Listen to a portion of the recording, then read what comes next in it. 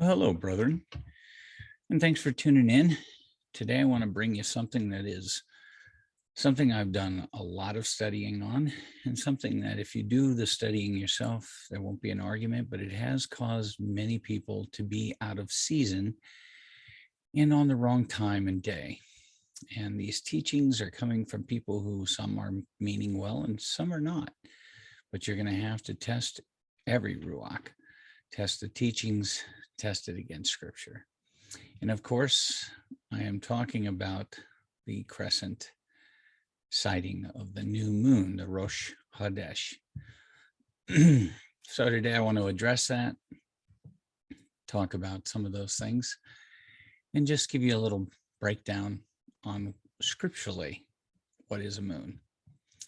So I want to share this with you. And again, if you believe what you believe, I'm just inviting you to take another look, because the evidence against it is non-existent. And in order to make any evidence, many people had to go outside of Torah. And unfortunately, they did not use historical references or any known references, since we know that there have always been people in the land and they've never left. The Shomerites and many people in the surrounding areas have never left there and have never stopped keeping this. So this is not hidden. And we have historical evidence dating far back beyond even Babylonian captivity. So let's take a look today together with what it says in Scripture. Okay. Let's start here. What is a scriptural new moon? And when is a scriptural new moon? Is the unseen invisible moon, or is it the first faint visible light, the crescent? Can it be calculated mathematically in advance as the modern day Jewish or Yehudi calendar does? First, let's establish what the moon is through Scripture. Torah, and no scriptural gymnastics is needed. So in Bereshit, or Genesis 1:14 through 18, we get all anyone should need to quell the silly dispute. Remember, words have meaning, and Hebrew words have a lot to say. One word can say many things in the same sentence.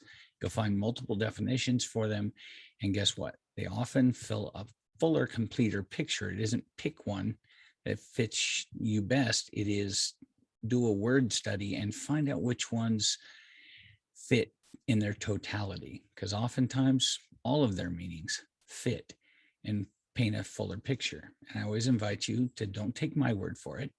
Don't follow me. Okay. Follow Torah. Not that I'm a poor substitute for Yohanan, the one they called renamed John, a voice crying out in the wilderness. I most certainly would love for you to like and subscribe, but I want you mostly to go back in and study Scripture for yourself. Pray to the Father, pray through the Son, and ask for him to lead you and guide you in all things. All right, so let's take a look. We have Bereshit, or Genesis 1:14, and Elohim said, "Let lights be in the firmament of the heavens to separate or distinguish the day or the light from the night or the darkness, and let them be for signs." We'll start with signs. That is H226, and it is an uth. Now that is a signal, literally or figuratively, a beacon as a flag or something that is seen, a monument, omen, or evidence. And it comes from the root of the same spelling. And this is often, and you'll find that multiple words have the same spelling, different pronunciation, and just more to the picture. And that is uth, still spelled with an aleph, ua, ta. So that comes from H225, and it properly means to come in the sense of appearing, a mark, a miracle, a beacon, a token for appointed times. Okay, so both have beacon as a definition. And beacon, as it is defined by the Cambridge Dictionary, is a light or a fire that's set up in a high or prominent position as a warning signal or celebration, a light or other visible object serving as a signal. Okay, and appointed times. So it says it's signs and appointed times. Now, this is H4150, and it is spelled moed, but it is pronounced moed. Properly, it is an appointment, i.e. a fixed time and or season, a festival, a year, an assembly. By extension, the place of meeting, a signal, an appointed sign or appointed time, a place of solemn assembly or a congregation, a set congregation or a solemn feast, an appointment in due and proper season, set time or set appointment. And that comes from Ya'ad, which is H3259, and it means to fix upon, to look to and or for, to meet, assemble, or gather at a stated time of court. Remember, we're before a righteous judge. To summon or to direct. Of marriage, it means to engage and betroth. So this is us practicing for the wedding ceremony, is an engagement, a betrothal. Our coming is rudimentary in the fact that if we're going to be in the wedding, we've got to fill our lamps full. It is also for times and years, and let them be for. Now this means their purpose, lights in the firmament of the heavens to give light on the earth. And it was so. And Elohim made two great lights, the greater light to rule the day and the lesser light to rule the night and the stars. Now, light in Hebrew is or, and lights is meor, which just is a plural. So, or H215, to be luminous, bright, brilliant, a chandelier, shining bright, kindling, to be light or enlighten, give light, show light, lighten or lightened, set on fire, shine. Now, light, as the Cambridge Dictionary defines light as, it is brightness, the brightness that comes from the sun, moon, or fire, etc., and from electrical devices that allows things to be seen. And Elohim set them in the firmament of the Shamin, or the heavens, to give light on the earth and to rule over the day and over the night and to separate the light from darkness. And Elohim saw that it was Tob. Now, I'm not going to get too into this because there's pages and pages of this, of the practices of people that use the full moon and what its purpose, but I'm going to give you one. So for many pagans practicing witches and moon followers, the dark moon happens when the moon is dark and in conjunction with the earth and the sun, the astronomer's new moon. The true new moon follows after the dark moon phase, when the moon begins to show the tiniest illumination of its waxing or growing phase. And even the dictionaries tell you this, the oldest one to the newest one. Much of the speculation about the spiritual impacts of the legendary dark moon, or no moon, because there is no moon, there's no such thing as a dark moon, there's no black spot in the sky, there's just no moon.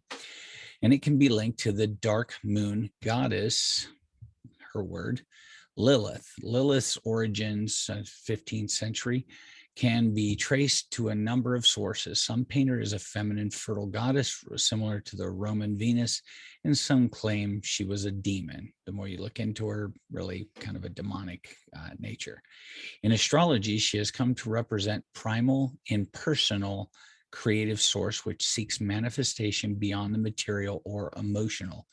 According to dark astrology, symbolic, the dark moon and Lilith represent the lunar apogee. They together does not exist as a physical point in space, but is a point that describes the distance between the earth and the moon, the empty focus. In other words, you can't see anything. The dark, rebellious being is inextricably tied to the occurrence of the dark moon. The moon is a type and shadow, as in all of creation, and it's of the Father and the Son's handiwork. The Son, the greater light, the Father is greater than I, and that's Yohanan or John 14:28. And the moon, one of the two great lights, the lesser light, Yohanan 8:12. Therefore, Yahushua spoke to them, saying, I am the light of the world, and he who follows me shall by no means walk in darkness, but possess the light of life. Messiah came into the world to lead those in darkness, and he led them back to the greater light, his Father. So does the moon. It rules or governs the darkness, shining or illuminating that which is dark and leading those in darkness into the daylight or the sun. The greater light, it's a great shadow picture of the Father's plan for us who were lost in the darkness. Then the light of the world, like faith, came into the world. And as we stayed in it, it grew day by day, always leading us back to the Father. That was the whole purpose of the Son, was to get us back to the Father, to show that mercy and kindness upon us so that we would in turn back to him in his ways, so that we could be back in favor before him. And as scripture says, one day there will be no need for the shadow picture of light, sun or moon, the two great lights, as the abundance and magnificence of Abba Yah and his lamp, the Lamb of the world, Yahushua, will fill all the world and all who are in it. And we see that in his own Revelation 21:23. And this city had no need of sun nor of the moon to shine in it, for the esteem of Elohim lightened it, and the Lamb, it is its lamp. Look, we must come together, brethren, as one body, but there aren't many understandings, just Yah's. He appoints the time and seasons, his feasts, his very Kadesh appointments. Let us not come at the wrong time because we followed those who elevated themselves to be teachers, as we were told by Messiah that the Ruach would teach us. And his half-brother, Jacob, one they renamed after James, King James, at 3:1, not many of you should become teachers, my brothers, knowing that we shall receive a greater judgment. You can't observe a no moon, what they call a dark moon or invisible moon. If something's invisible, you can't see it. As the Torah instructs, we need witnesses. So in Deuteronomy 19:15, one witness does not rise up against a man concerning any crookedness or any sin that he commits. At the mouth of two witnesses or at the mouth of three, a matter is established.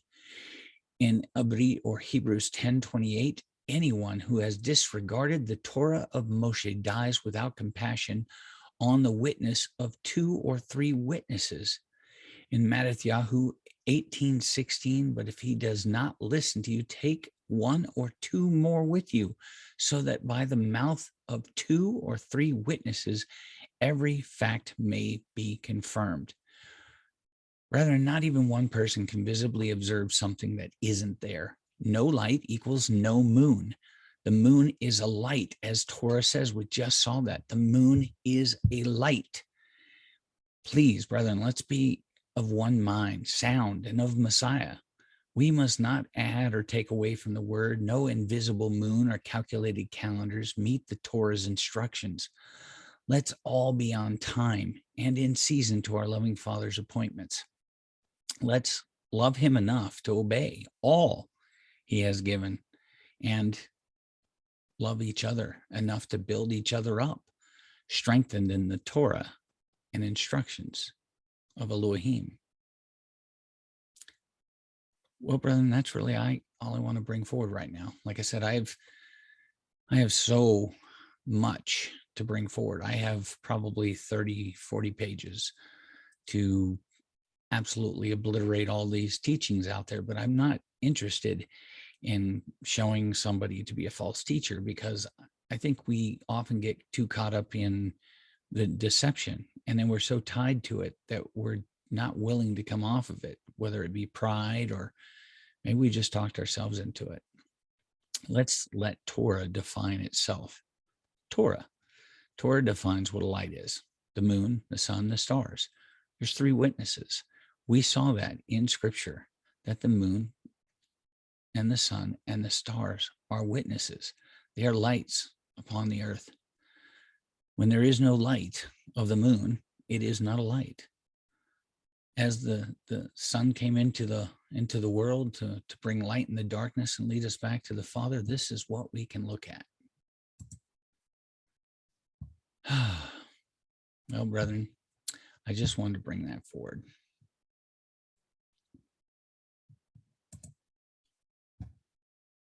I don't want arguments between us. I don't want us looking for the wrong thing at the wrong time. You can't go out and look and witness a new moon if it's not there. So this shouldn't be an argument. This shouldn't even be a teaching. It's not a teaching of any of the people over there. All going back as far as there is history about this, they mention the people who followed the crescent moon. And it predates Babylonia, so don't say it started there. It way predates 639 when the Mohammedans started to become a thing. Way predates it. And just because somebody else grabbed a hold of something that they saw somebody doing, you got to remember, they're Ishmaelites, they're brethren. Whether you like it or not, they are brethren, maybe half brothers, but they're brethren. So because they saw Big Brother do something, or little brother, doesn't mean that it's wrong. Satan quoted scripture to the Messiah. So are we to no longer trust scripture because Satan knew it? We need to come together. We need to start worshiping Yah, putting him first. We need to stop following men. Trust no man. No man. Don't trust them. Don't follow them. Don't listen to them. If you can get something from their teachings to help guide you and lead you to scriptures that are important to you, do that. Go into the scriptures, study out the Hebrew, study out the words, study out the letters, get the deeper meaning. Try to get a hold of somebody who maybe was born to this and understands it, or is a scholar and been studying this for lengthy periods of time. But all in all, stay in prayer. And let's come together of one mind, the mind of Messiah. Let this mind be in all of us. I pray that you receive this in love the way it was meant, and I pray that you'll look into these things for yourself. And don't choose to argue with anyone. If you have a belief and you're firmly rooted in it, I would recommend you make sure, because I am, because scripture said so, not because of anything of me. I'm nobody. Except for that the Messiah lives in me. That's the only thing that makes me anything. Brethren, we love you, and we want you to seek all matters out, to search a matter out. We want you to study to show yourself approved and work out your own deliverance through fear and trembling before the Almighty Yah. But seek first his wisdom, his understanding. In all your ways, receive him and his teaching through the Ruach HaKodesh. Well, thank you guys. We love you, and we will see you next time.